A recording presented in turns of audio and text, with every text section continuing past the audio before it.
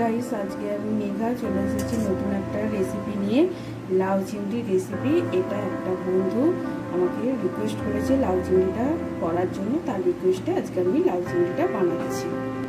এটা আমরা 750 ওজনের একটা লাউ কেটে নিয়েছি, দেখুন কিভাবে কেটেছি। এরকম চিংড়ি মাছ নিয়েছি, ছাড়িয়ে একদম গোটা খোলাটা ছাড়িয়ে নিয়েছি, নিয়ে নুন হলুদ মাখিয়ে রেখে দুটো মিডিয়াম সাইজের আলু কেটে নিয়েছি। দেখুন এটা বানাতে আমাদের ফোড়নে লাগছে দুটো শুকনো লঙ্কা, আর হচ্ছে গোটা গরম মশলা, দুটো এলাচ, দুটো দারচিনি, দুটো লবঙ্গ, 2 চামচ আদা বাটা, এর সঙ্গে শুকনো লঙ্কা বেটে নিয়েছি, আর 1 চামচ হলুদ গুঁড়ো, 1 চামচ জিরে গুঁড়ো, 1 চামচ ধনে গুঁড়ো, একটা মিডিয়াম সাইজের টমেটো।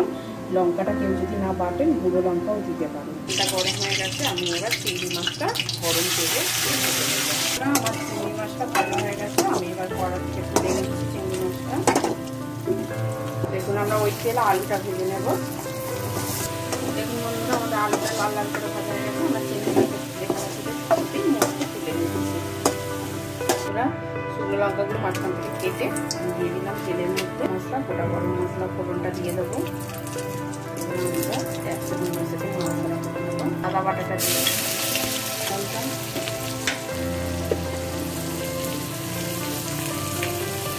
আন্দাজ মতো নুন দেবেন, পরিমাণ করে। এরপর আমি একে একে হলুদ গুঁড়ো, জিরে গুঁড়ো, ধনে গুঁড়ো, সব কাশ্মীরি লঙ্কাগুলো দিচ্ছি, যাতে লাল লাল দেখতে হয় সেই জন্য।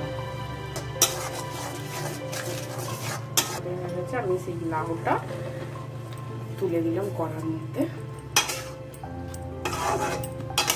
আলু চিংড়ি মাছ ভেজে রাখা, আলু চিংড়ি মাছ সবই দিয়ে নেড়ে এবার একটু চাপা দিয়ে দেবো। দেখুন বন্ধুরা, আমি ঢাকাটা খুলে একবার নেড়ে নিচ্ছি, আপনারাও মাছের মধ্যে ঢাকাটা খুলে একবার করে নেড়ে নেবেন। দেখুন লাউ থেকে জল বেরাচ্ছে, আমি এই জলেই রান্নাটা হবে, আমি আর এক্সট্রা কোনো জল দিচ্ছি না। এর মধ্যে শুধু একটু আমি চিনি দিয়ে দেবো। বন্ধুরা, আমি চিনি দিয়ে দিলাম, চিনিটা দিয়ে আবার একটু নাড়াচাড়া করে চাপা দিয়ে দেবো। দেখুন বন্ধুরা, আমার এবার লাউ, আলু, চিংড়ি মাছ সবই সেদ্ধ হয়ে গেছে। এবার আমার এই যে ব্যালেন্স জলটা যে আছে, এইটা আমাকে মারার জন্য গ্যাসের ফ্লেমটা এবার আমি বাড়িয়ে দেবো। দেখুন বন্ধুরা, এর মধ্যে আমি বাটার দিয়ে দিলাম, আপনারা ঘি দিতে পারেন। আমি আগেই বলেছি ঘিয়ের গন্ধ আমি নিতে পারি না, সেই জন্য আমি বাটার দিয়েছি। আর গরম মশলা দিয়ে দিয়েছি, একটু সানলাইট গরম মশলা। মানে লাউ চিংড়িটা রেডি হয়ে গেছে, কত সুন্দর কালার হয়েছে।